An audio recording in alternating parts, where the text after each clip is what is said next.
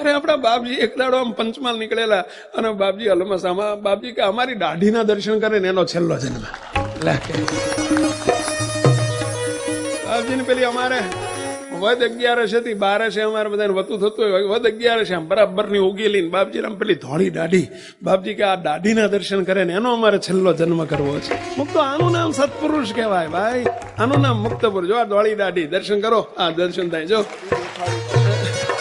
બાપજી બોલ્યા, જો આ દાઢી જો આવું જ કીધી, આવું જ કીધું હતું અમારા દાઢીના દર્શન થાય. જો આ પ્રત્યક્ષ મળી દાઢી. જો દર્શન કરજો, દર્શન કરજો. અને આ સંભાળજો, વાસનાઓ બળી જશે, માયા બળી જશે. હું તો આ દાઢી સંભાળજો. અને આને સત્પુરુષ કહેવાય ભાઈ, આ સત્પુરુષ કહેવાય જેના દાઢીએ કલ્યાણ થતા હોય. ફાવી ગયા છીએ આપણે બધા, ફાવી ગયા છીએ, બહુ ફાવી ગયા છીએ.